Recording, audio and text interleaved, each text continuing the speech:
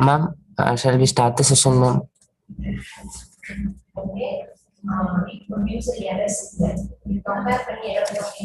Ma'am, Sudharmani, ma'am? Your voice is breaking, ma'am. Now, okay, ma'am. I think now it is okay. Okay, ma'am. Shall we start the session, ma'am? Yes, we will start the session. Very good morning, participants. I'd like to welcome all the participants for a day 2 session 1 of AICTE sponsored 6 days online short-term training program on emerging trends and research challenges in next generation wireless network. Welcome you all. It's my pleasure to welcome our today's resource person, Dr. R.S. Sudharmani, Associate Professor, Department of Electronics and Communication Engineering, Avinasilingam University, Coimbatore. He is going to handle in the session on the topic of challenges and issues in wireless sensor network. Welcome you, ma'am. Thank you. Now I like to call upon Ms. Girija to give a short intro about our resource person. Wonderful morning to everyone present here. Pleasure is something you can easily lose to the knock off if you allow yourself to get out to practice. I feel immense pleasure to welcome and introduce our today's resource person, Dr. R. Sudharmani, Associate Professor, Avinasilingam University, Coimbatore. She completed her undergraduate degree at Kongu Engineering College and postgraduate degree on Applied Electronics at Karunya Institute of Technology and Science.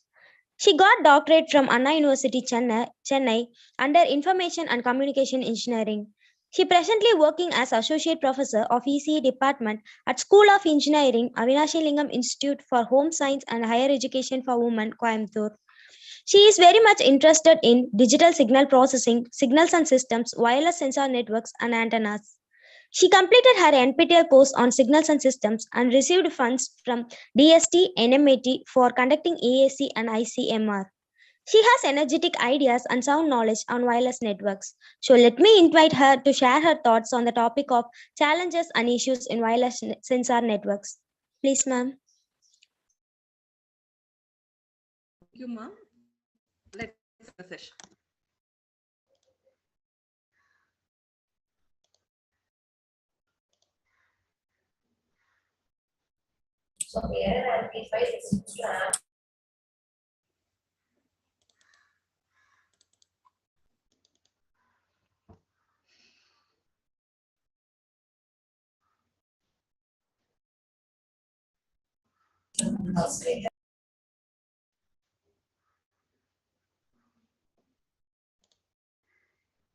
My slide is visible.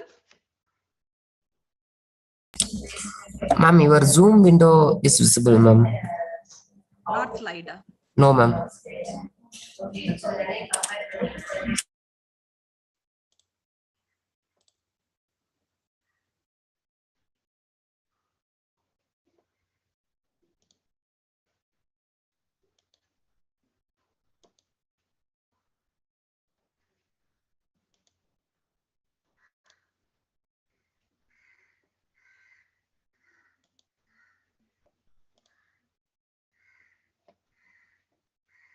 Is it now visible, ma'am? No, ma'am. Again, your Zoom window is only visible, ma'am. Ma'am, while sharing, select the entire screen option, ma'am. I'm selecting entire screen only. But we can only see a Zoom window, ma'am. Okay.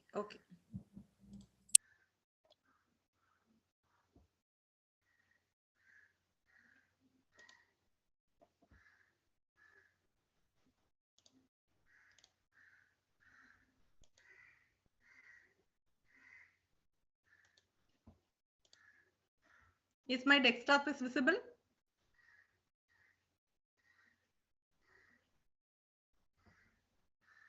Is my desktop is visible, ma'am? Ma'am, your Chrome browser that is visible, ma'am.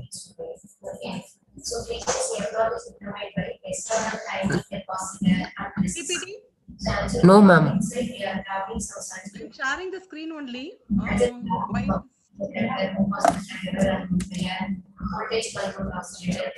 Still now your Zoom window is only showing, ma'am.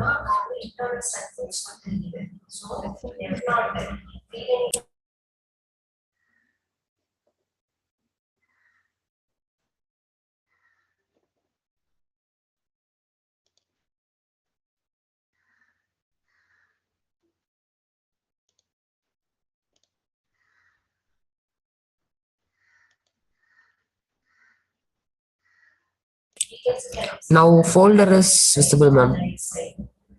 Now folders visible. Okay. Ma'am. Now the PPT. Are you able to see the PPT? No, ma'am. Ma'am, after opening a PPT, you start to sharing, ma'am. Okay. Wait a minute. Okay, ma'am.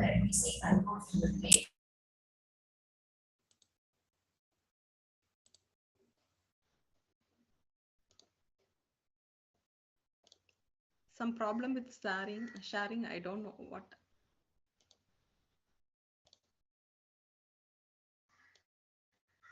Is it okay? Ma'am, again that Zoom window showing.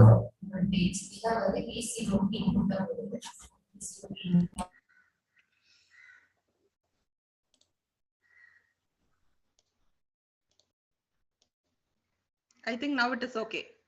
I selected the particular window. Is it okay, ma'am?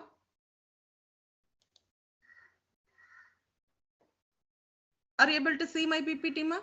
Ma'am, still now it's showing started a screen sharing, but we can't able to see any screen from your side, ma'am. Now I shared. I don't know why it is so.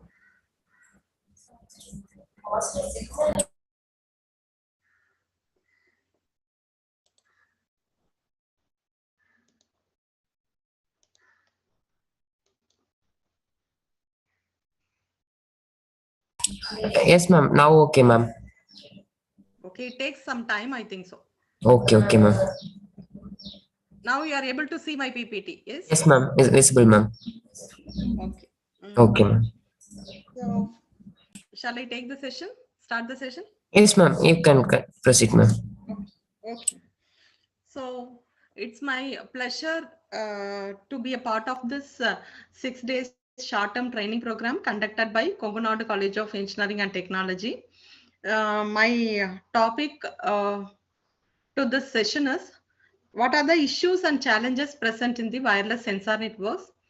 I am Dr. R. Sudarmani, Associate Professor from Department of ECE, School of Engineering, Avinashalingam Institute for Home Science and Higher Education for Women, Coimbatore. It is a premier women university present in India. School of Engineering is one of the school present in Avinashalingam Institute, Avinashalingam deemed to be university. So it has core branches. Apart from the core branches, we have printing technology, food processing and preservation technology, and biomedical engineering. ECE is the one of the program under School of Engineering. With this little introduction, I'm moving to the topic. So what are the challenges and the issues present in the wireless sensor networks? So in our day-to-day life, we are using many wireless communication technologies. So starting from wired communication, we move to the wireless. Then we have it evolved different wireless communication technologies. The different communication technologies are existing. It is fruitfully used by each and everyone. That is the every people present in the world using the wireless communication technologies. So I'm moving with a little introduction about wireless communication technologies, what present, then why we move to the wireless sensor networks, moving further.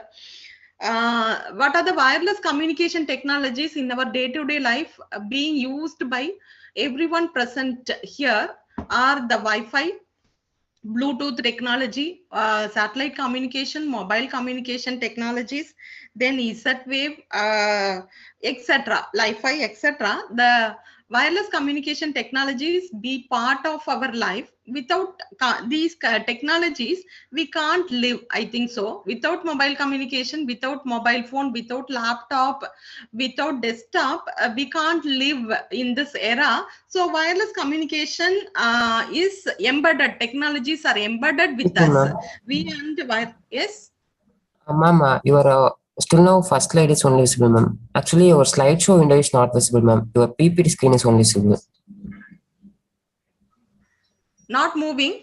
Yes, ma'am, not moving, ma'am. What is the problem? I don't know. Ma'am, you can share your slideshow window, ma'am. Okay.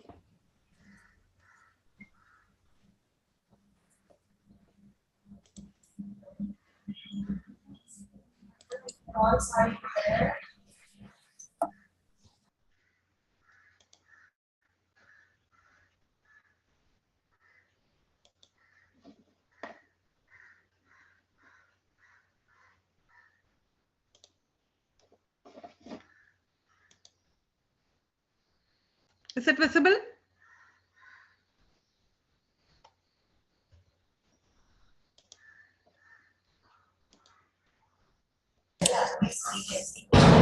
No, ma'am, there is no screen sharing from your side. Yes, ma'am, now it started a screen sharing, but the Zoom Wait a window is minute. visible, ma'am. Wait a minute. Okay, okay, ma'am. Now open the PPT, ma'am. Yes. Are you able to see the PPT? No, ma'am. What's the difficulty? I don't know. I'm There is sharing no the PPT. problem, ma'am. You can continue the PPT normal mode, ma'am. Is it okay? Now it is moving. Are you able to see? No, ma'am, no, ma'am. You can share that PPT screen only, ma'am. Stop share after that. You can share that PPT screen only, ma'am.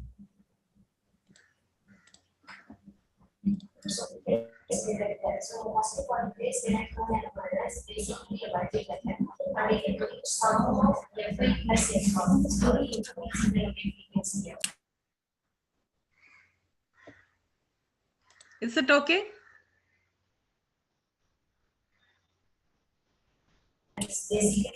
Yes, ma'am. Started screen sharing. Are you able to see the wireless communication technologies? No, ma'am, no, ma'am. I think it get delayed, ma'am.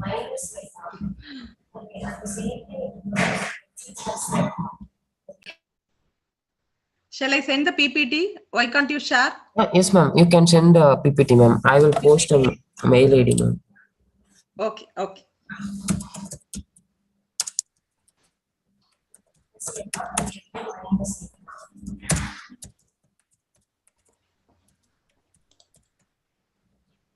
Have you posted in chat box? Yes, ma'am. I posted in chat box, ma'am. Okay.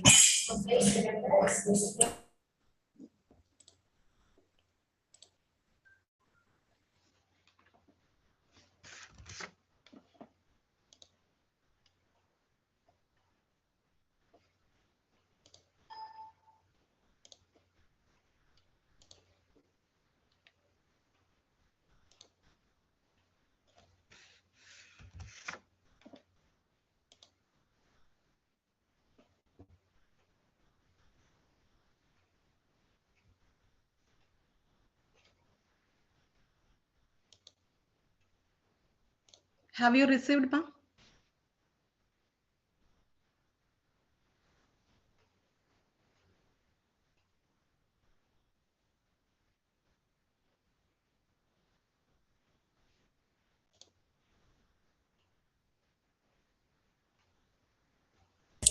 Yes, ma'am. Visible, ma'am. I Have received, you ma'am. received? Yes, ma'am. Received, Okay. ma'am. The first PPT, Okay, ma'am.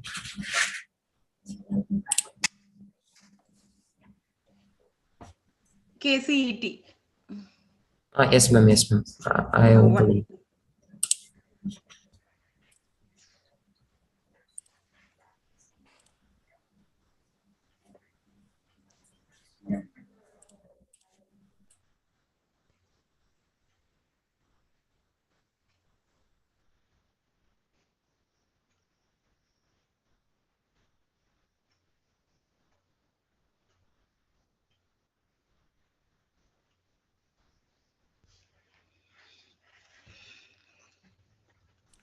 Just a minute, ma'am. I will opening, ma'am.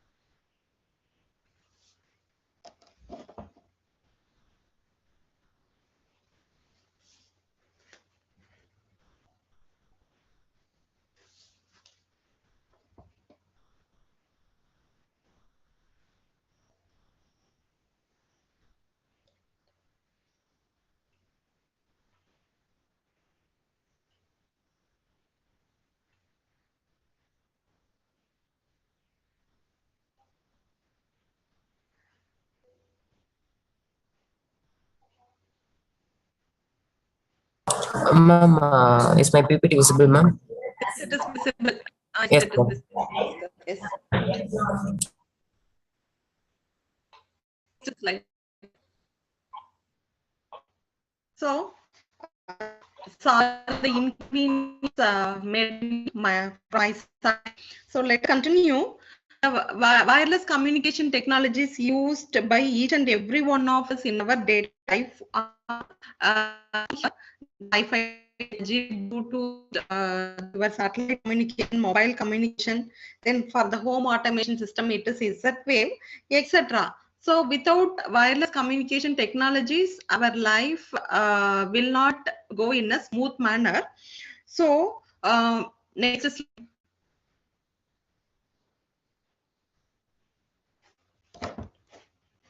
Bhaskar. Yes, ma'am.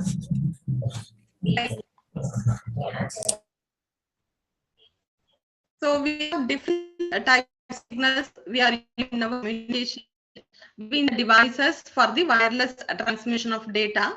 So the spectra, the entire spectra will be used according to that of the applications. So whichever applications, according to the applications, whichever band is required, we are using the entire spectra. So it is radio frequency transmission test 3 kilohertz to 300 gigahertz, and we are using the micro transmission, also the wave transmissioners used spectra used for our today life applications. Next. So what are the types of wireless communication technologies we used are radio and television broadcasting, starting from the radio and television broadcasting, radar communication, satellite, cellular and global positioning system, GPS, Wi-Fi, Bluetooth, radio frequency identification we are using in our day-to-day life. Next. So the wireless networks plays vital role. The wireless is started with the wired communication. The drawbacks will be are overcome by the wireless networks. The wireless networks are nothing but the computer networks that are not connected by cables of any kind. So it avoids the cable connection between different equipment locations. So the basis of wireless systems are radio waves, and that implementation takes place at the physical level of the network structure. Next one. So especially we are using the Wi-Fi. It is a wireless hotspot technology we are using in our home network, or everywhere we are using this. It is a unlicensed band network. And then Bluetooth, it is embedded all our mobile phones. Recent mobile phones, technologically advanced mobile phones are embedded with the Bluetooth technology. It is low power and embedded applications. Then we are using the 4G and 3G cellular internet connectivity applications. Then wireless home automation systems, that is Zigbee and Z-Wave, plays vital role in our day-to-day life. For the home automation systems, we are using the Z wave.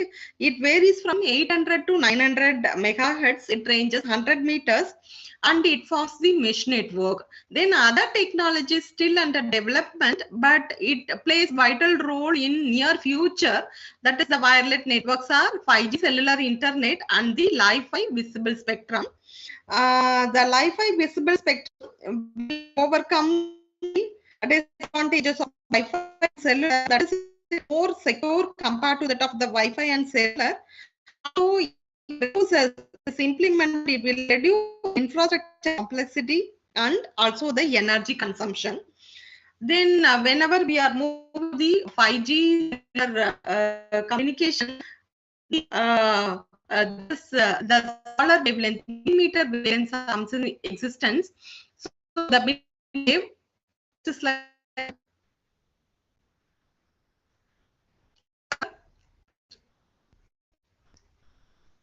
you click over this. It's my Ma'am, your voice is somewhat breaking, ma'am. audible. Yes, ma'am, audible, ma'am. Am I audible now? Yes, ma'am, audible, ma'am. You can proceed, ma'am. Shall I go ahead? Yes, ma'am. You can go ahead, ma'am.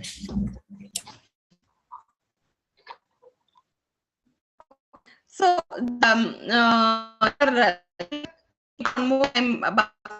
so to spectrum scarcity, spectrum is used frequently. So due to this spectrum reuse, we are getting the interference. But the unlicensed band like Wi-Fi and your Bluetooth technologies are available. So our day-to-day life are getting smoother by using the unlicensed band applications. Next slide. Next one.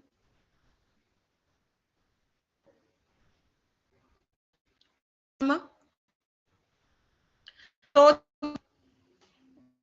5G technology, it is very interesting technology. It will be implemented soon in near future. So it is for the massive machine communication, critical machine communication, and it is a extreme mobile broadband applications. Whenever it is to be implemented, we can experience unlimited experience for everything and instant action. So here with that is the main thing is the latency, radio latency. It will be less than 1 millisecond. So we can download the movie in terms of milliseconds. It is possible because the data rate is very high. It is greater than 10 gigabits per second. Then the device to device communication with ultra low cost is possible. Machine to machine communication, any vehicle to vehicle communication is possible. Then the battery technology, once again, whenever we are moving to the any evolution or revolution over the system, battery technology is still in the same position. We are not having any further improvement over the battery technology. So the battery technology also to be concentrated whenever implementing over the devices. Then here the greater than 10 gigabits per second peak data rates are available. Next.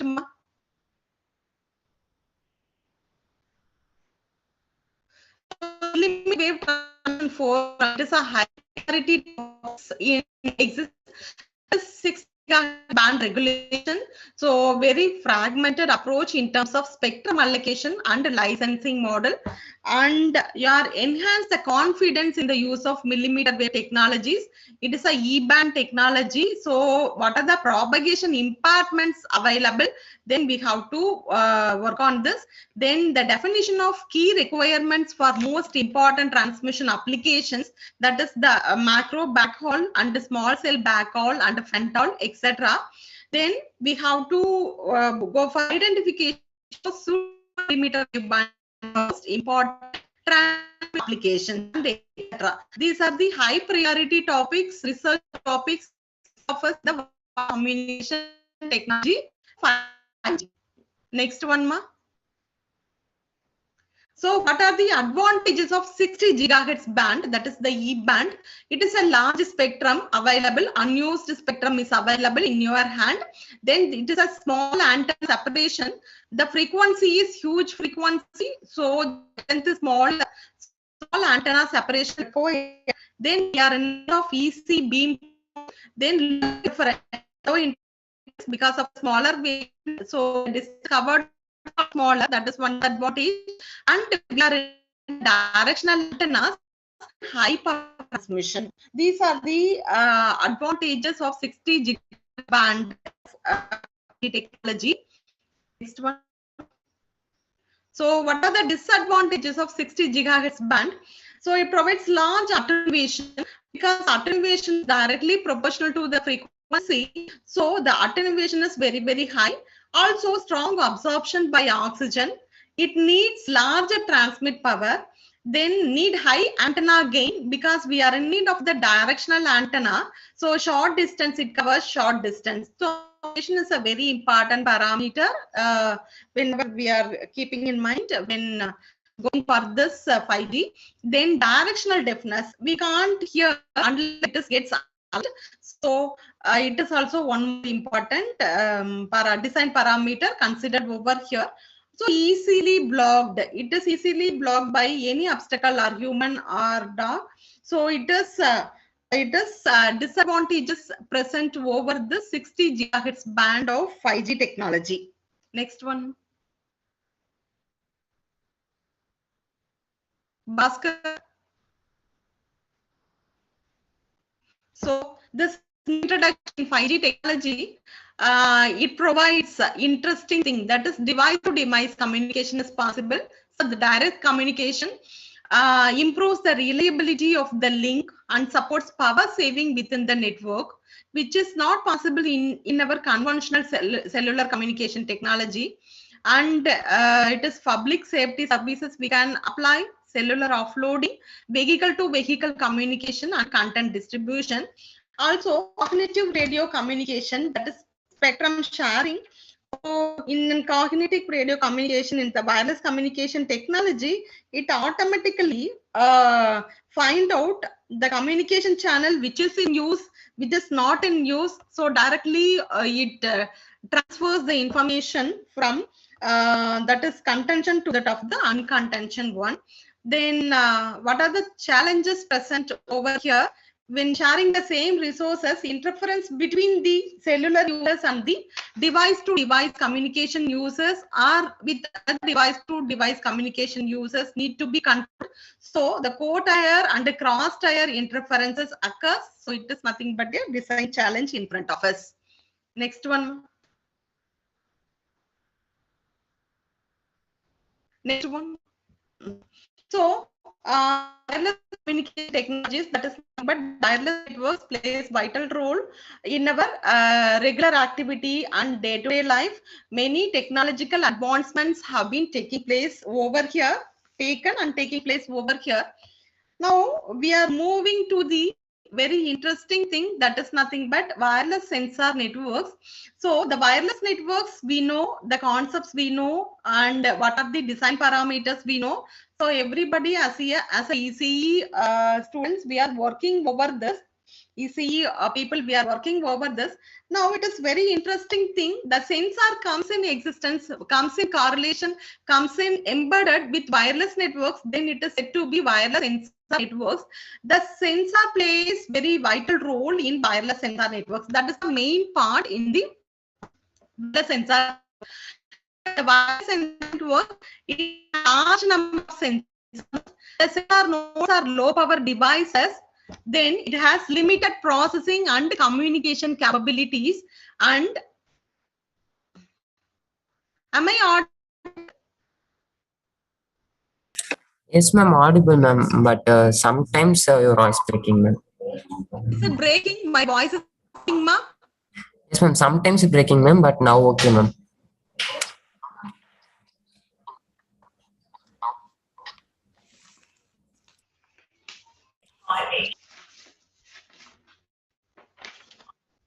Wait for a few minutes. I will change the position.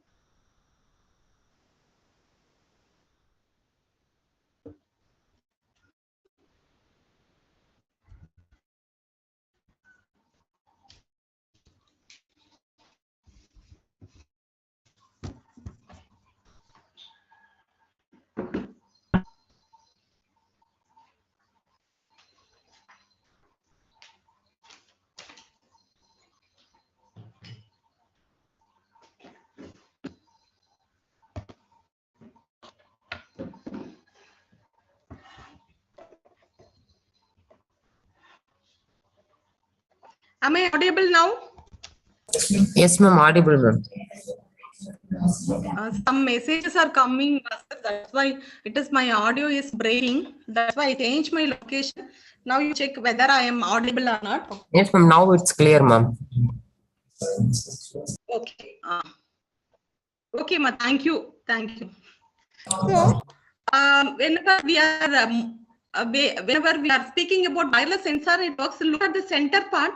The sensor is associated with wireless networks. Then it's said to be wireless sensor networks.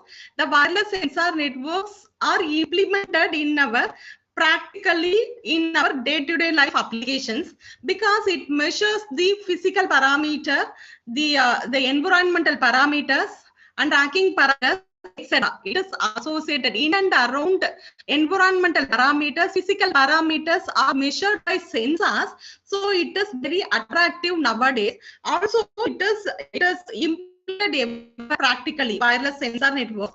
So the wireless sensor networks contains large number of sensor nodes. The sensor nodes are low power devices with limited processing and communication capabilities, and it forms random deployment. Also, it needs cooperative capabilities. So the sensor nodes are application dependent. According to the application, we can design our wireless sensor networks, and we can connect any number of nodes to any of nodes. That is, if you want to transfer data from one to one, that is nothing but half to half routing. That is not required over here. We can send any to any or many to one or one to many, etc. It is possible in wireless sensor networks. Also, we are having the very limited processing and communication capabilities. This is the main drawback over here, because in our wireless sensor networks, we have plenty of nodes, not single node or double node or 3 nodes. It has thousands of nodes. We are going to place hundreds and thousands of nodes over the area over which we are interested to the environmental parameter. So the node cost must be low. So if you are going to fabricate a node with low cost, so what are the parameters we have to compensate? That is tray of parameters. It must be a low power device. It must have a limited processing and communication capability. And we have the random deployment because we are using the wireless sensor networks in the harsh environment. And the environment, for example, the military applications, if you want to track the troops of the enemy, so in that situation, we can't decide back to the location of node is not decided by us, because we are going to track the enemy. It is in our control.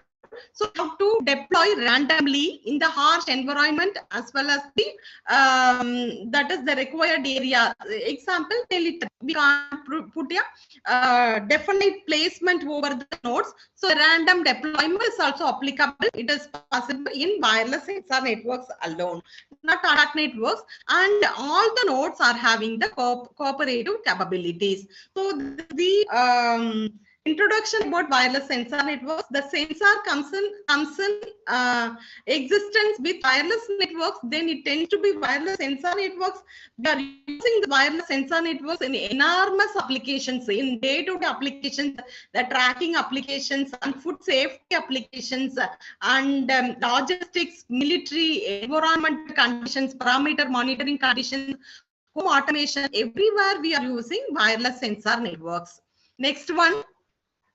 Next slide, ma.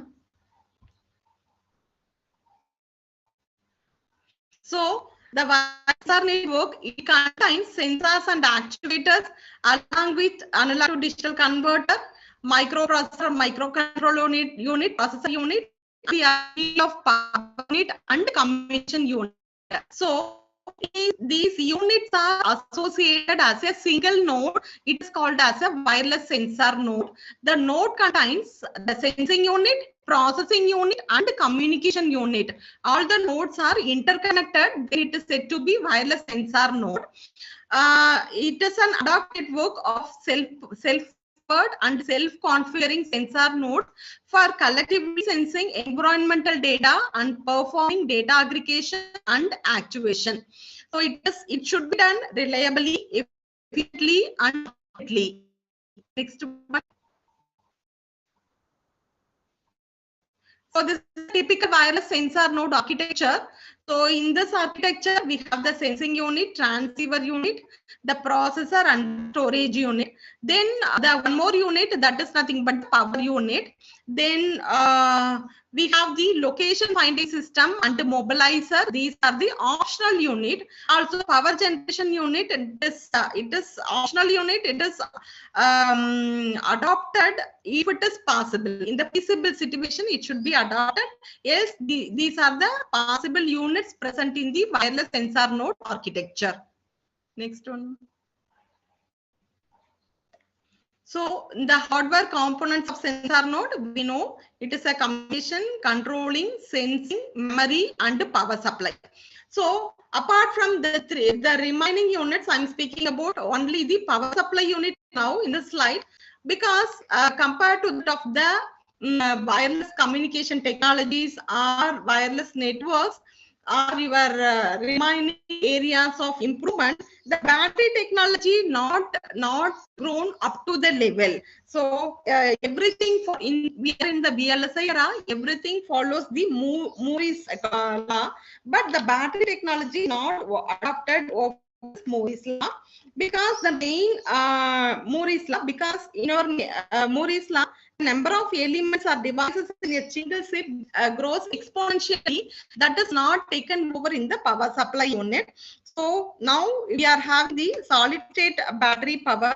So we can get the safety and the energy over this. Also, it occupies low space and also provides higher battery power. So the battery technology has to be evolved in an effective manner. That is still under development area. Also, we can have other recharging options from the environmentally available sources, that is solar cells or wind power.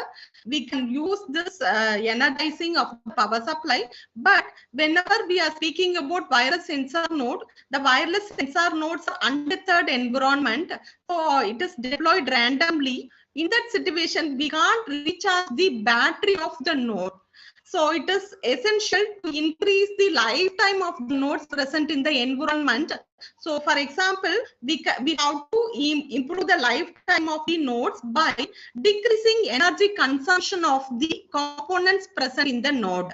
So this is carried out by different research technologies like clustering, load balancing, routing, and mobility in the sync node, etc. We will discuss these issues and the research topics over after few slides. Next one.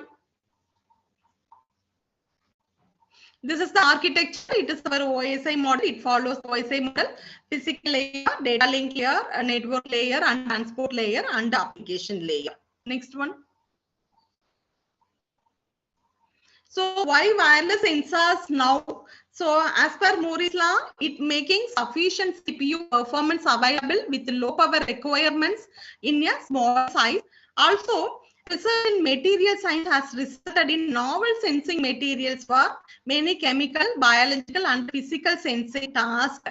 That is also grown. The nanomaterials part grown in such a manner, it provides a great support to us, support to this wireless sensor network people. So the research materials science has resulted in novel sensing material. We can use that novel sensing material as a sensing element for the chemical, biological, and physical sensing task. Also, the transceivers for wireless devices are becoming smaller and less expensive and less power hungry. It is now available. The power source improvements in batteries as well as passive power sources such as solar or vibration energy are expanding application options. So these are available in our hand. Then why can't we use our wireless sensor networks for a fruitful real-time applications, societal-oriented applications? Next one. So the typical sensor node features, the typical sensor node features. So it is discussed. So it is sensing material. Then after the sensing material, that is physical, chemical, biological sensing material, magnetic and light, sound, and chemical, carbon monoxide, chemical weapons, and biological bacteria, virus, and proteins from that we are developing the sensing materials. Then it is integrated circuitry, VLSI era. Then the packaging for environmental safety. This is also very, very important. And power supply, the passive and active power supplies are available. So these are the features of the wireless sensor node present in our wireless sensor network. We have enormous number of sensor nodes, not one and two. Next one. What are the characteristics of wireless sensor networks? So the wireless sensor networks, it mainly consists of sensor. The sensors are low power, limited memory, and energy constrained to their small size. Wireless networks can also be deployed extreme environmental conditions and may be prone to enemy attack.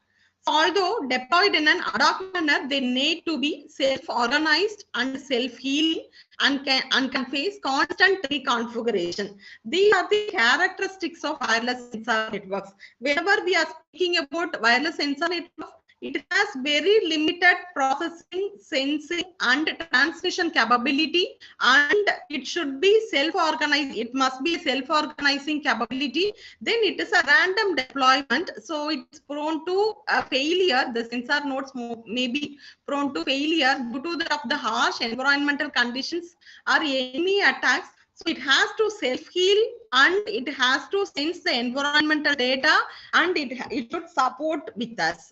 This is the main characteristics of wireless sensor networks. Next one. So what are the limitations? The same thing, modest processing power, very little storage, short communication range, and minimal energy. When we are speaking about the communication range, your sensor networks has to communicate over the host node, that is sync node, that is placed far away from the environmental conditions nodes. That is nothing but node placed over the environment where we are interested. So the communication distance also very, very important. So nodes present in our location is very, very limited energy constrained node. If it is limited in energy, whenever we are communicating over longer distance, it consumes lot of energy. Lot of energy will be absorbed by the nodes only by the communication. So what should we do to avoid this? What should we do to overcome this issue present in the wireless sensor networks? Next one. So it is organization into ad hoc network. So individual sensors are quite limited. The full potential is realized in your wireless sensor networks using only large number of sensors. So sensors are then organized into an ad hoc network, and we are in need of efficient routing protocols to route and manage data in the network. Next one. So what are the types of data communication after organizing as a wireless sensor network? So how the data from each and every node is transmitted to the host node or sync node or the person who is interested over the data. So we are using a single communication or multi-op communication through which the information or data gathered over the environmental parameter is transferred. Single communication, it spends more energy for the communication. Already told, the communication distance is directly proportional to that of the energy consumption. So whenever we are communicating as a single op, the more energy consumption also gets increased. So that is the main drawback over here. So to overcome this, we may move to multi-application clustering concept over here. Next one. Classification of wireless sensor networks. Basically, we are classifying the wireless sensor networks into static and mobile according to the node positions. How it behaves, it is static and mobile. Then it is deterministic and non-deterministic wireless sensor networks. If the position of the sensor nodes are deterministic, then it is called as deterministic wireless sensor networks. If it is not known to us, if you are placing randomly, then it is non-deterministic wireless sensor networks. Then yeah, single and multi base station wireless sensor networks. Then we have homogeneous and heterogeneous wireless sensor networks. If you are using single op and multi op, it is already discussed. So homogeneous and heterogeneous wireless sensor network. The homogeneous wireless sensor networks, the capability of sensor nodes present in the network are same, then it is said to be homogeneous. If the capabilities are different, also the sensors present in the network are different nature, then it is said to be heterogeneous wireless sensor networks. So in our present real-time applications, we have to move to heterogeneous wireless sensor networks. Heterogeneous group will provide a better solution for the real-time constraints. Next one. So the types of sensor networks according to the applications, we are basically classifying into terrestrial wireless sensor networks, underground, underwater sensor networks, multimedia, and mobile sensor networks. So the terrestrial wireless sensor networks, it consists of large number of sensor nodes which are placed over the environmental where we are interested. So we are placing hundreds or thousands of inexpensive wireless sensor nodes in a given area. The deployment may be pre-deployment or ad hoc manner. For example, if you are using this wireless sensor networks in your agricultural applications, you have to monitor the crop condition, growing conditions, also the soil moisture content. So in that situation, we have to use temperature sensor, moisture sensor. So the temperature and moisture sensor has to be placed predetermined manner, because we are using in the agricultural applications, the form where we are going to place the sensor node is known to us, and it is so pre-planned deployment is possible. So in that condition, we can place grid placement for the optimal placement strategy we can use. If you are going to place for the military applications, we are going to use only the ad hoc manner only. Then next slide. Next one, ma. Underground sensor networks. So we have large number of sensor networks. It is buried underground, or if you want to continuously monitor the cave or mine in the underground conditions, then we have to move for this underground wireless sensor network architecture. So it is more expensive than the terrestrial wireless sensor networks, because in terms of deployment and maintenance, the cost gets increased. Also, very much care should be taken place in placing the sensor node. Also, we are in need of the additional sync node above the ground level. Above the ground level, we are in need of the additional sync node to collect the data. Also, one more kind over here, the battery recharging of the battery is difficult. It is one of the main challenge in front of us. Also, wireless communication is also a challenge due to the high level of attenuation. Because we are placing the sensor nodes beneath the ground, under the ground.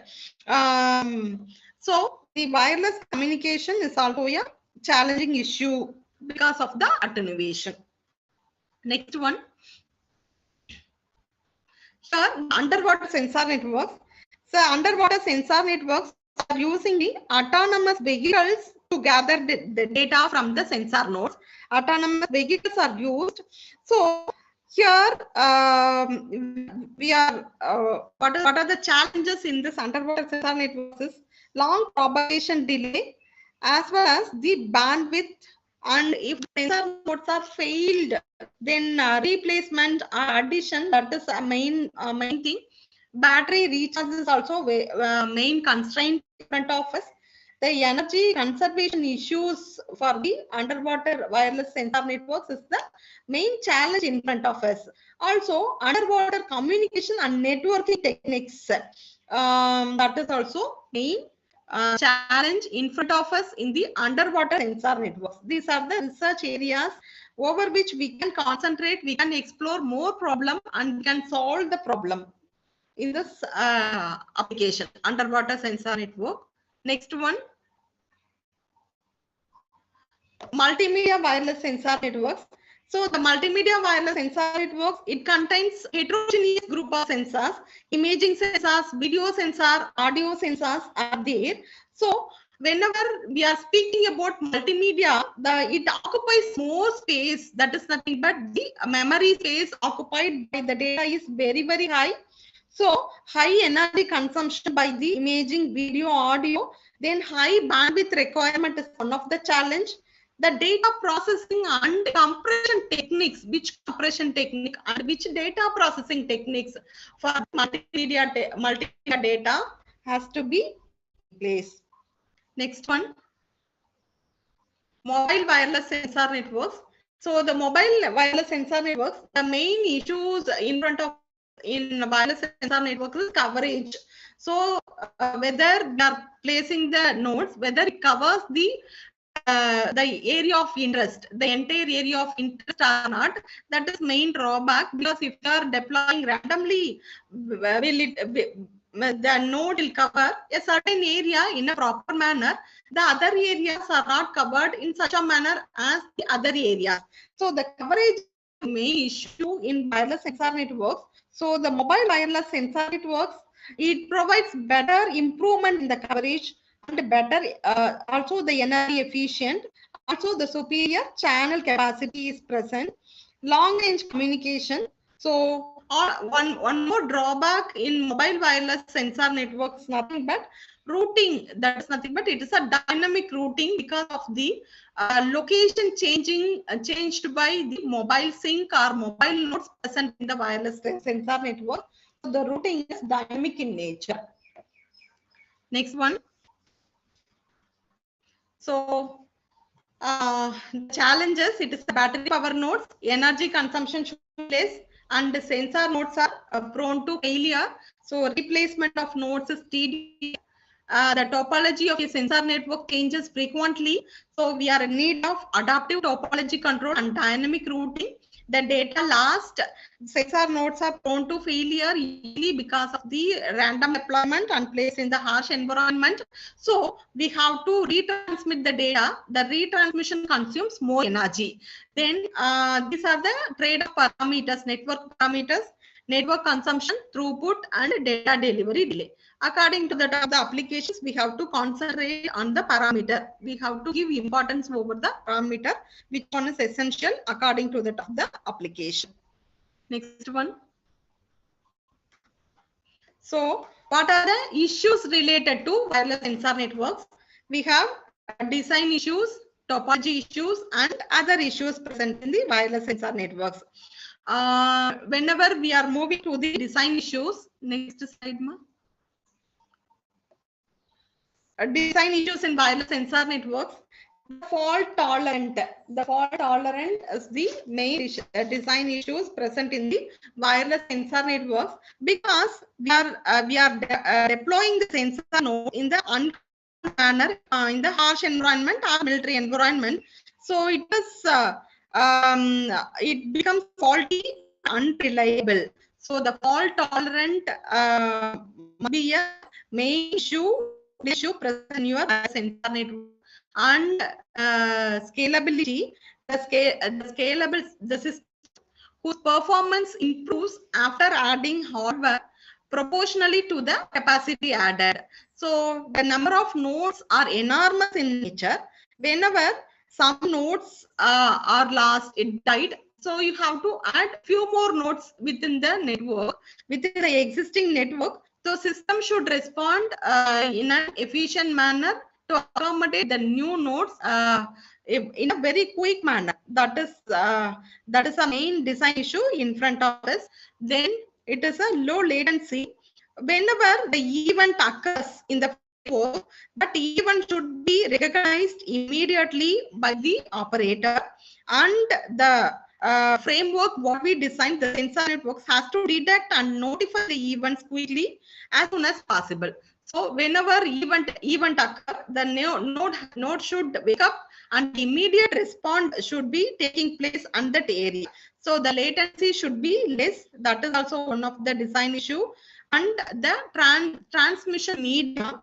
The transmission media, multi-hop sensor network, the communication nodes are linked by a wireless medium. So the transmission medium associated with your wireless channel. So naturally, we know the fading, high error rate are the main drawbacks present in the wireless channel. That may also affect the operation of the sensor network. That is also one of the main issues. Then the coverage problem. So this is the main fundamental problem in wireless sensor networks. So the quality of service will be improved by taking up these issues in an effective manner. The coverage problem is defined from several points of view due to variety of sensor networks and a wide range of their applications. Next slide, ma. The topology issues. So whenever we are speaking about topology issues, the routing comes in existence. So geographical routing. So geographical routing is the main thing in wireless sensor networks, because we are going to rely the data or get the data with respect to the geographical positional information. So wireless sensor networks, here, the source sends a message to that of the geographical location of the destination instead of using the network address. So the geographical routing is a main topology issue. Then the sensor holes present in your network. So the routing hole, it will be, for example, in a sensor network, we have either the node present in the network or not participating are not available at that time. The node is lost, so it cannot participate in the actual routing of the data. So due to that, the hole occurs in your network of the data routing. So due to this hole, we have to identify properly. This is a very challenging issue in front of us, the identifying holes, especially in wireless sensor networks, because it is a low capability nodes, and also it is unaware about their low geographical locations. So next one is the coverage. Coverage problem reflects how well an area is monitored or tracked by the sensors. So the coverage problem can be rectified by considering mobility. That is, the mobile nature will be provided to some of the nodes present in the network. The coverage issues can be rectified. That is one of the solution. We can divide the network into small regions. Then we have to predefine how many nodes must be present in the regions.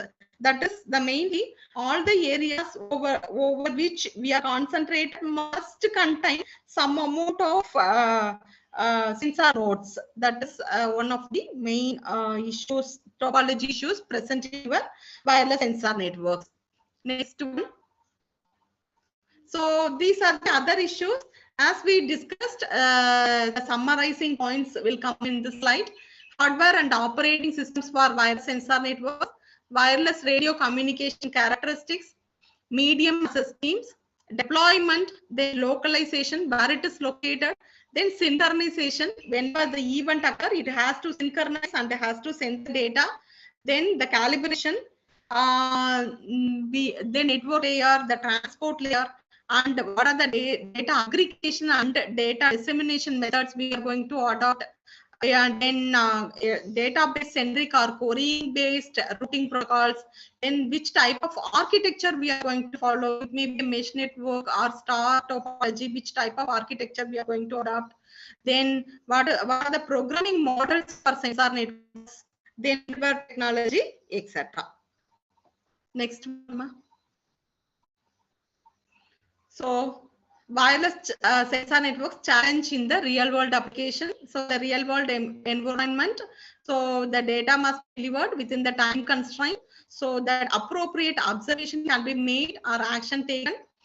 Dealing with real time usually identifies the need for differentiated services. Routing solutions need to support different classes of traffic, guarantees for the important traffic and less support for the unimportant traffic. Then high bandwidth demand, high energy consumption, quality of service, everything, all the parameter what are telling it as a challenge and constraint, it is correlated with the quality of service and data processing, then compression takes and cost layer design. Next slide. So wireless sensor networks challenge in power management. So it is a limited processing and communication capability. And we are using the sensor nodes in the unattended environment. So we have to use the wireless sensor node battery power efficient manner.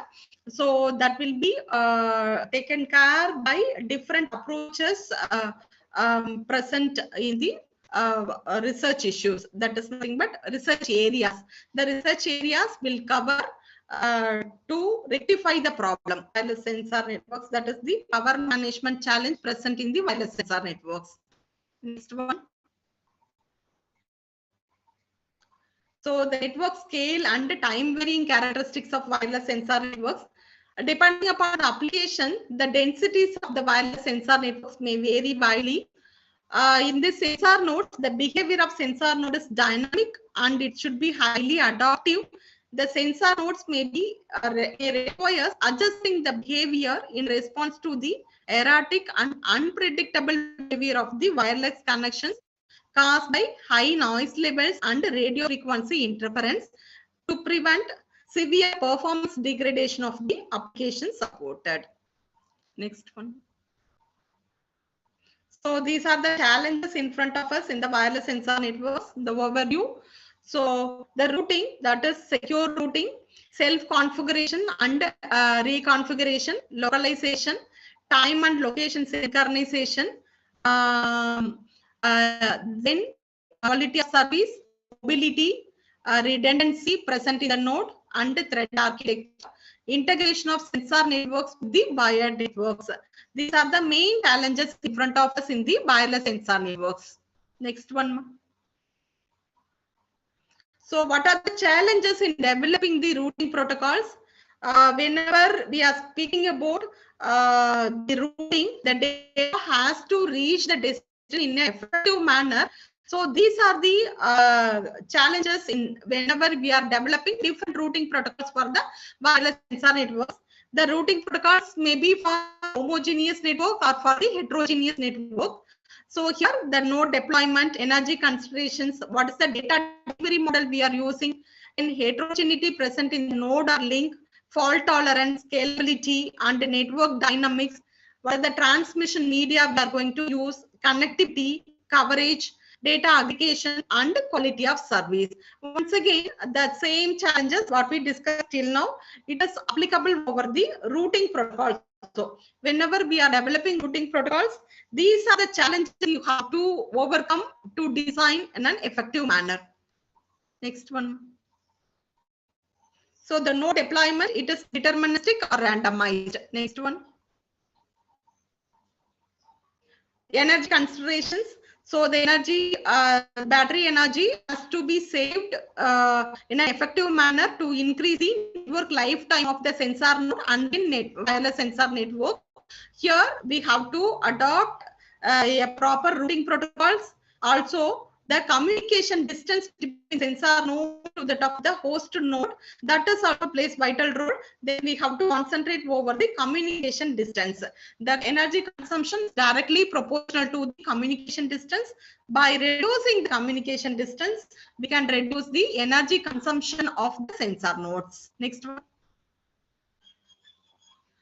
What is the data delivery model we are going to use? It time driven or event driven, query driven or hybrid.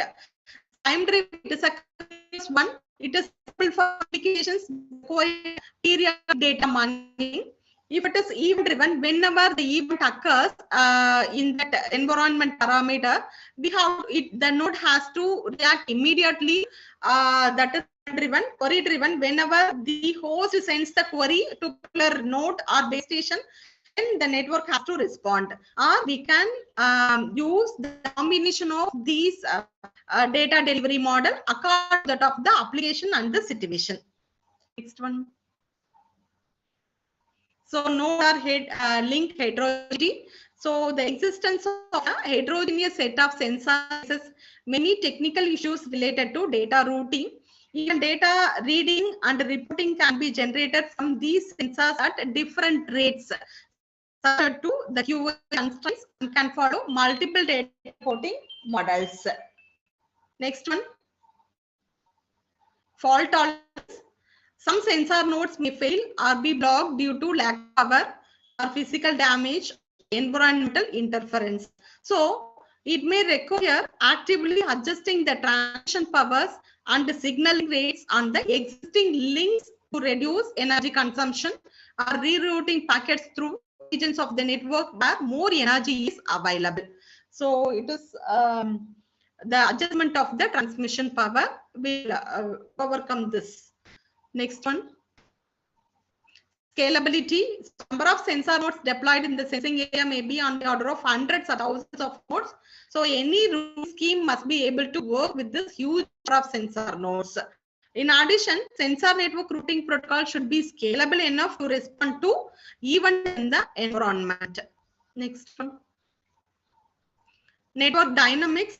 So it is routing messages from to moving nodes is more challenging, since route and topology stability become important issues. Next one. So the transmission media, which transmission media we are going to use? The data rate is very, very low. Already we discussed in the, it is explained in the previous slide, the data rate is very, very low. So which transmission media design for the MAC, you have to choose. That may be a TDME or CSME. Next one. Connectivity. So where some nodes are gets isolated because of the holes present in the network, then we have to, the network has to reach the nodes present over the environment. So the connectivity also yeah, very challenging issues in the routing protocol, also developing routing protocol. Next one, the coverage. So the environment over which we are interested should be covered in an effective manner. The area over which we are interested, we are taking the parameter from that area. The area should be covered by placing the nodes. If it is a pre-planned deployment, then there is no issue. But a random deployment, it is also the issue. Next one.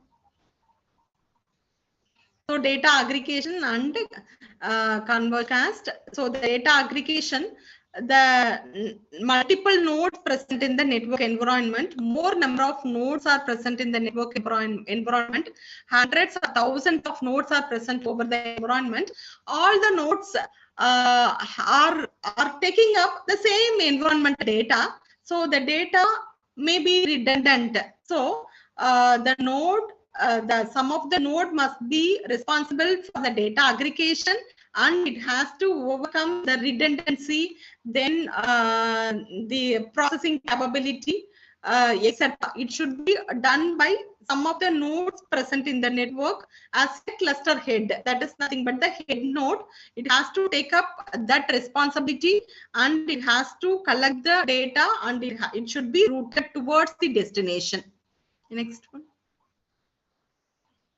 So quality of service. So this parameter is associated with all the parameters till now we discussed. Next one. So what are the, so after discussing over the different research issues and challenges in the wireless sensor networks, these are the few research areas I am putting in front of you. So this may be helpful for the research scholars are the faculty members, those who are interested to do the projects, are taking up the projects, are writing the project proposals over this area. So these are the main research areas in front of us. This is few research areas alone I am focusing over here. I'm explaining over here. That is the clustering approach, load balancing techniques, transmission power control approach, and the routing path for mobile sync. So whenever we are speaking about wireless sensor networks, the sensor network contains large number of sensor nodes. If all the nodes are sensing the event information, after sensing this, if all nodes are responsible to transmit the data over the long distance to the person who is interested over the data, are the sync node. So if all the nodes are transmitting the data over the longer distance, what will happen at the end of some period? The network gets disconnected. Also, some of the nodes may die. So to overcome this, we may have the approach, the cluster approach, the grouping or partitioning of the network is taking place, where the only one node in each and every partition will act as a cluster head. The cluster head node alone is responsible for transmitting the data over the long distance. The remaining nodes are responsible for only sensing and short distance communication with respect to the cluster head node. That is adopted. If it is adopted, we may reduce the energy consumption of the sensor nodes. The next one is nothing but load balance techniques.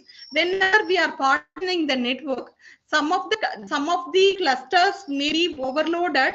Few of the clusters may be under less number of nodes. It contains only less nodes. Balancing of nodes are not taking in the situation. The particular area nodes alone die sooner compared to the another area. So to overcome this, we are balancing the number of nodes present in each and every cluster head. That is taken by the load balancing, different load balancing techniques, and transmission power control approach. In the transmission power control approaches, each and every node is responsible for transmitting the information what it is acquired over the area to the center node. That is nothing but your cluster head node or long distance sync node. Initially, the transmission power level will be more to transmit data to that of the sync node. Now, after forming clustering, we have to adjust the transmission power of each and every sensor node present in the cluster. The power level should be adjusted. It should communicate with a short range. Up to that level, we fix. Then we can reduce the consumption of nodes. That's possible under transmission power control approach. Then whenever we are speaking about the energy consumption of the nodes, so the coverage problem, if it is static, the entire area of the node, entire area of the monitoring parameter is not covered by the sensor nodes, then we are moving. What we do is we are making some nodes as a mobile. They are instead of sending data by the nodes present in the network, the sync will come and collect. So if it is carried out, the long distance communication will be eliminated. So naturally, the energy consumption of the nodes gets reduced. So by adopting one by one approach over your wireless sensor network concept, we may get a fruitful result and reduced energy consumption network. That is possible. Next one, ma. So the clustering is nothing but grouping of the nodes. Here, the cluster head node will act as a head for that particular region. Then it collects the data from the nearby nodes and it sends, and it only responsible for data aggregation, compression, or any other processing. After that, the data will be transmitted to the faraway sync. Next one. So this clustering is nothing but the grouping. Then clustering algorithm. We have different clustering algorithms. I am going to present very few over here.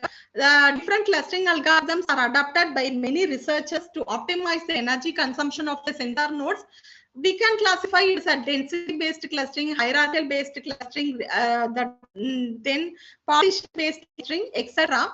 In the density-based clustering, next slide. Next one. Next. Okay, in the density-based clustering algorithm, we have three sets of nodes. We are going to three sets of nodes are present over here. That is nothing but the core points, border points, and outlier noise. Here, first, we have to set the radius of the neighborhood particular data point. Then we have to set the data point. The data point will be selected. That should act as a core node. Only should satisfy the constraint.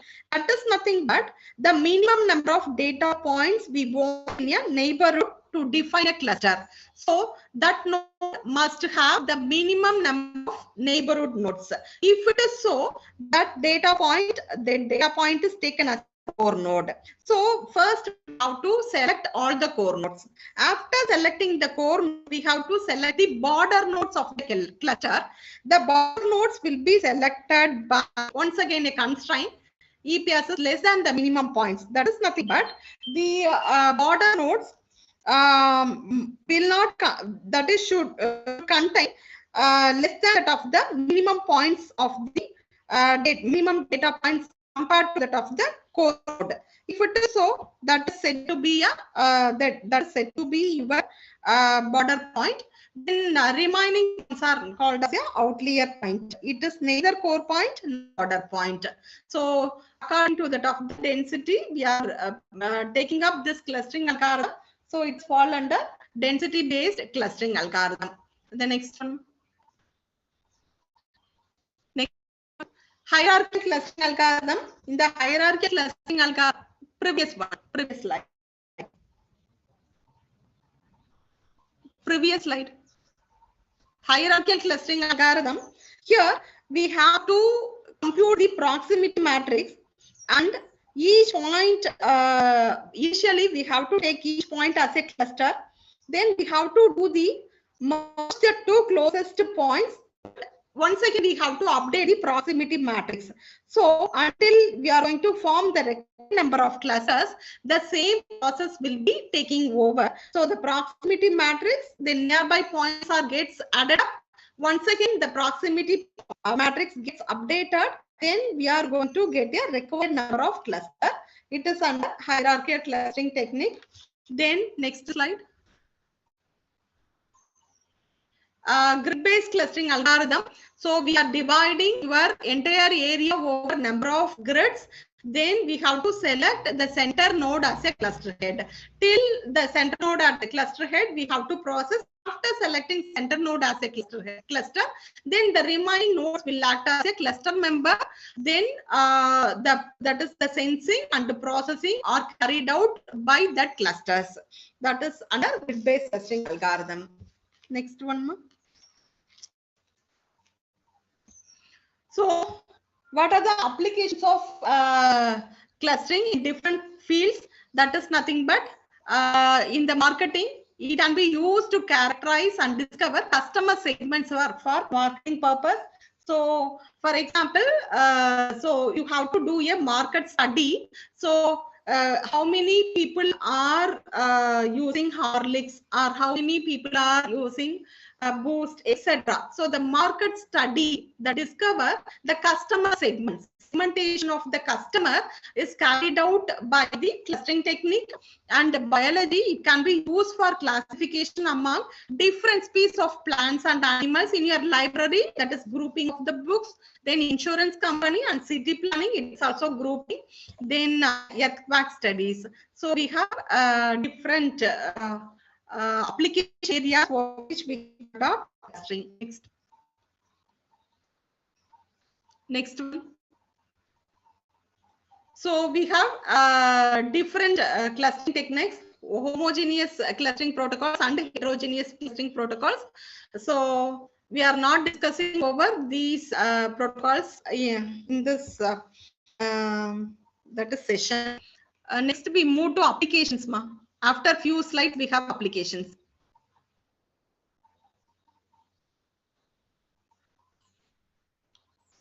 you move over this.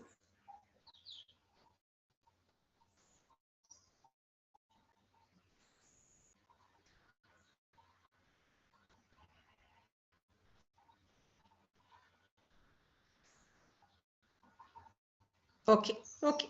So we have enormous applications in wireless sensor networks, environmental monitoring, missile tracking, tracking security attacks in the form of chemical, biological, or radiological weapons, process control in factories, etc.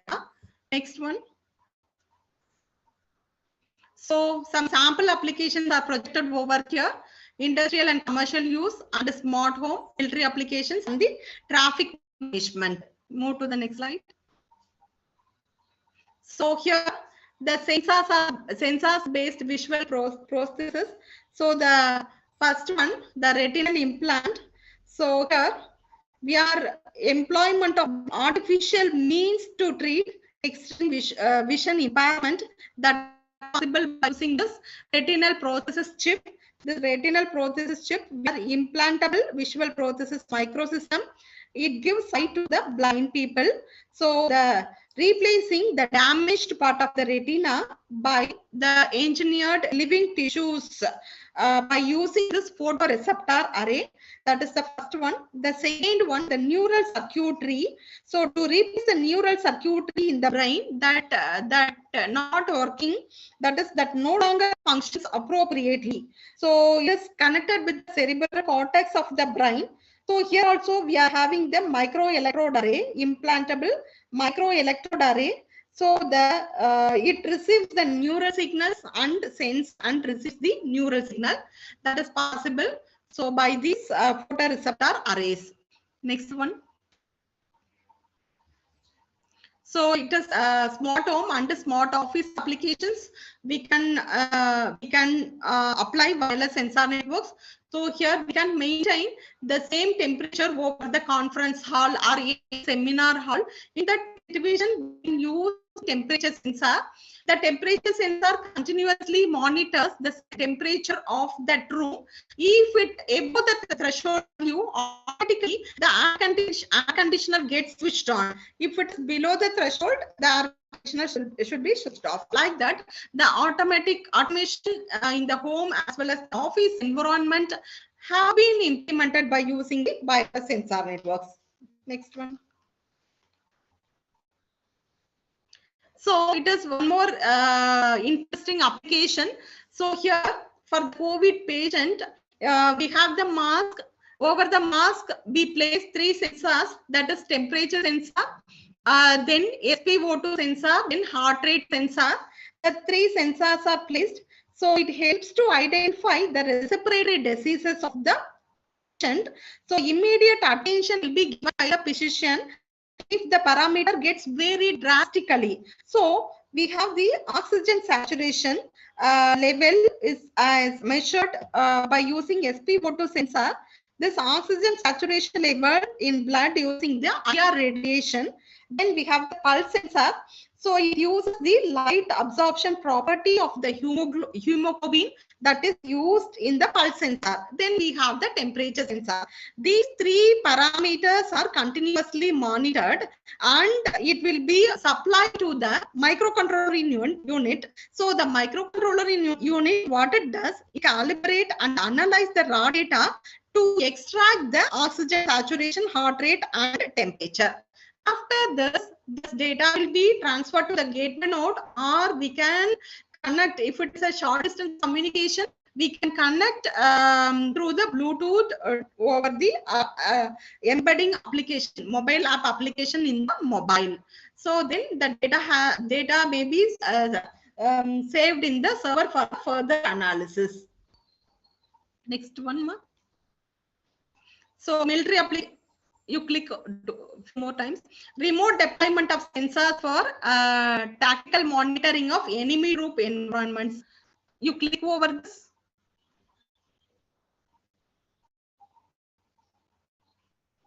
Next, okay, so remote deployment. Next one is industrial and commercial applications. It is nothing but a tracking applications.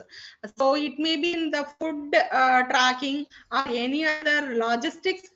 We can use this. Next one. So traffic management and monitoring applications, we can use wireless sensor networks. Then next one. So wireless sensor networks in the agricultural environment. So it is soil moisture, temperature, and fertilizer content. How much it is? Then humidity. So automatic harvesting applications also we can use wireless sensor networks. So here, for example, you are going to harvest the fruits, that is mango fruit, because we are the enormous production unit of the mango fruit. So automatic harvesting to reduce the manpower required, we can use the that is wireless sensor networks. So here we can use the mobile unit, with the hand picking poles, along with the imaginary sensors and the obstacle detection sensor and height detection sensor.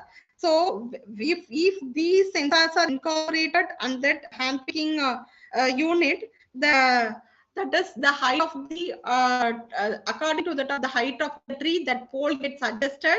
Also the imaginary, that is the images taken by the imaging sensor, will be compared with that of the already available data. If it is ripened, the automatic picking can be taken place by the mobile unit attached with this pole picking, the full harvesting unit. So we can use in the automatic harvesting also your wireless sensor networks. Next one. Then military applications, it is also discussed. Enemy troop monitoring. Next one. So mobile healthcare applications. So already for the COVID patient, already I discussed. Here also the patient, the continuous monitoring of elderly people. If the elderly people is residing in home, we are not frequently possible to go to the hospital. In that situation, we can adopt the different sensors for the pulse rate and temperature. Then the monitoring has been taking place by the sensor, then processed, then it is transmitted to the home. The physician will immediately give attention or any suggestion over the data what the people received. Next. So these are the few references I have taken for the fruitful implementation of this session. So before winding up, I will show one more application. Shall I share screen, Bhaskar? My screen? Yes, ma'am, you can share, ma'am. I will share. Okay. Stop sharing. I will share my screen.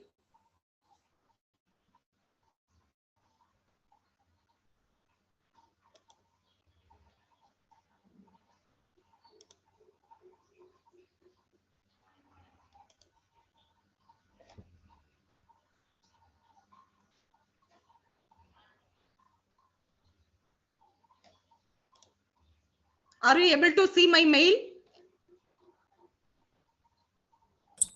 Share out here. Ma'am, it get delay, ma'am. It's shown I started a screen sharing.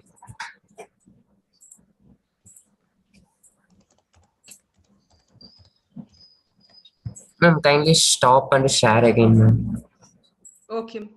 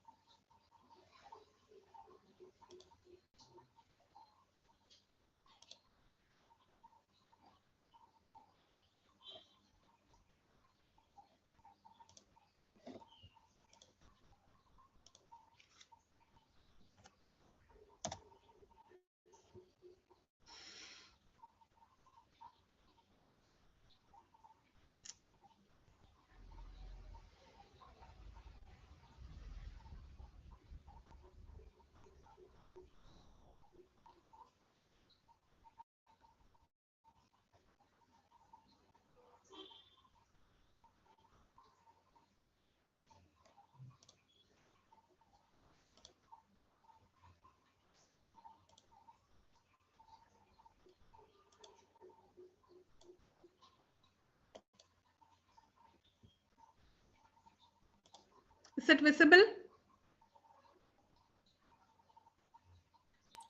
Ma'am, again showing like a starter screen sharing.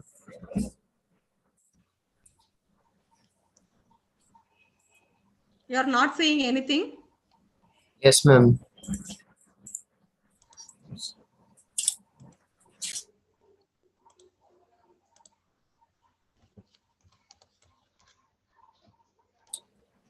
Ma'am, no problem, ma'am. We will share a screen, ma'am. Wait a minute. Okay.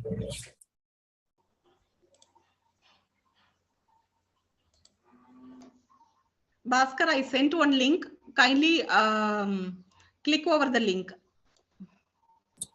Okay, ma'am. Whether you mailed you, ma'am? Yes, I mailed. Now only I mailed. A link I mailed to you. Okay, ma'am.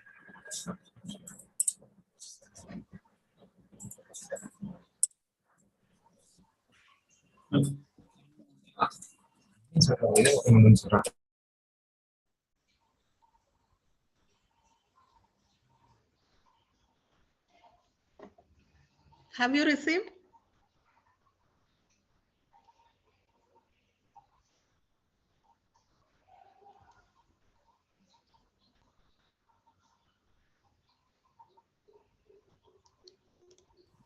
Just a minute, ma'am. Okay.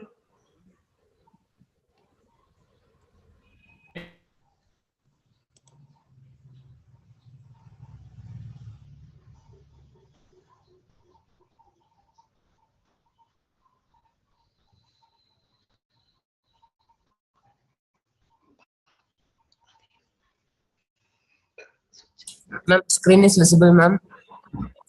It is visible. It is visible. Yes, ma'am. So it is one more interesting application. Wireless gas with smartphone via RF communication technology. It is used in the detection of food spoilage. That is nothing but identifying food freshness. So it is in which level it should be identified by using the smartphone via the RF communication. That is nothing but the near field communication technology. We can do this. So here, Bhaskar, you move down.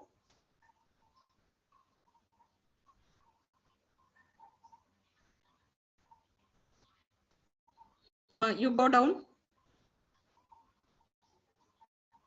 Little bit down.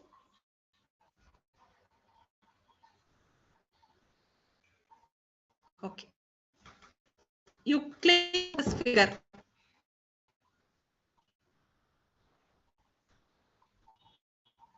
You click over this figure, that figure. அதை click பண்ணீங்கன்னா enlarged ஆகுமா? Click over the figure.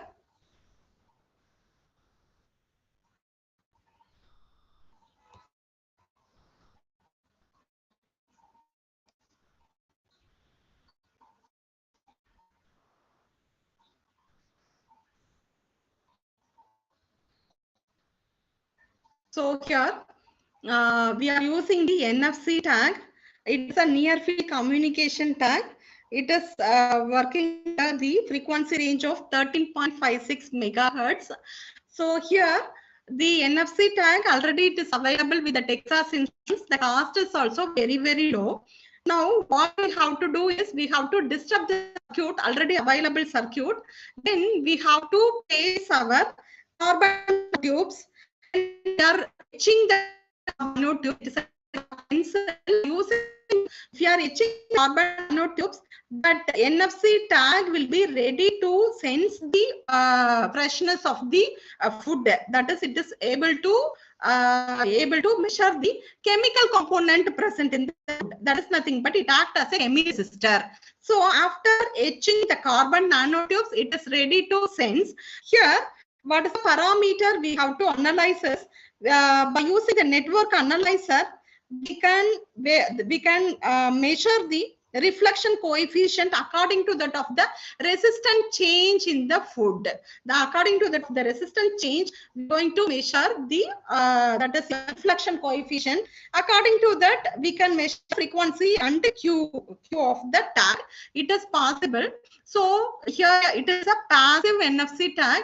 So it is working having specificity. So the your inductive coupling has been taking place between your mobile phone and the NFC tag. After the inductive coupling, your tag tends to be active. So according to that of the that is nothing but your chemical measurement from the food. That is nothing but it acts as a chemiresistant. According to that of the changing in the surrounding, changing in the chemical environment, the resistance value of the tag gets changed. It will be measured by your mobile phone. So it is a easy and available technology. So we can implement as a mini project. So it is, or we can use for the research project also. So that the data will be transferred to the mobile phone. So the magnetic field pulses at radio frequencies emitted by the phone use a potential to the card, and the current through the nanotube is measured and relayed to the phone. The card responds to the smartphone only if it can receive a sufficient power at the radio frequencies transmitted by the phone, then allowing the phone to determine whether the circuit has been altered, and hence it detects the amount of decay present in the food. Bhaskar, you move to still further. We have in the after circuit, we have a link. You click over.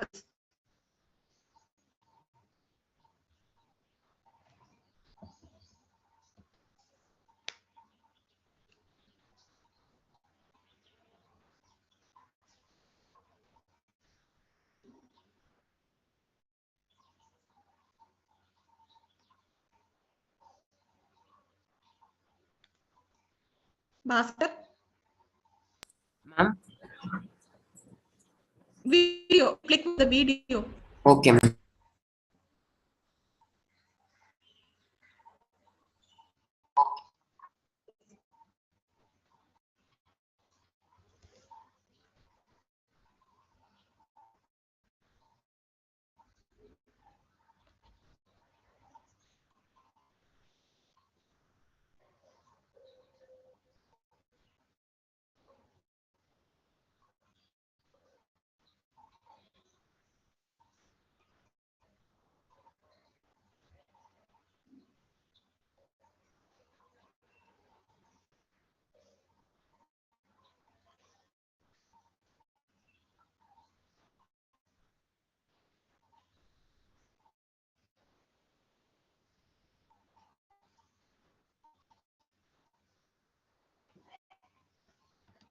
So with this, just I'm winding the session. If you are having doubt, you can ask. Bhaskar, shall I wind up the session? Okay, ma'am.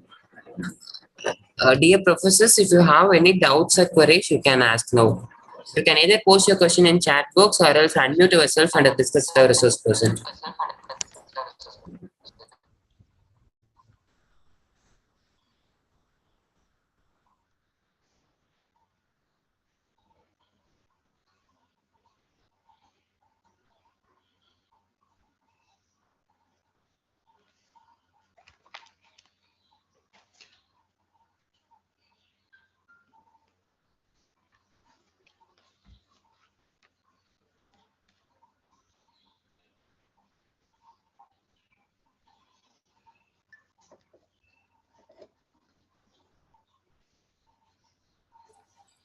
Ma'am, I think there is no queries from participants, it's ma'am. Okay, Bhaskar, thank you very much for the opportunity provided to me to share my little information in this session. Thank you. Let me wind up the session, ma'am. Yes, ma. Yes. Kind words are short and easy to speak, but their echoes are truly endless. In this way, I would like to thank our today's resource person, Dr. R. Sudarmani, Associate Professor, Department of ECE, Avinasilingam University, Coimbatore, for providing a wonderful session in this STTP. Thank you so much, ma'am. Thank you, Pa. Thank you.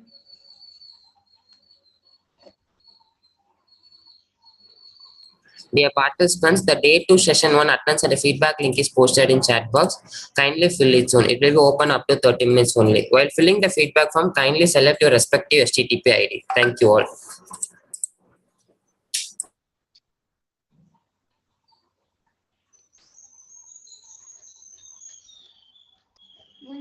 Hmm.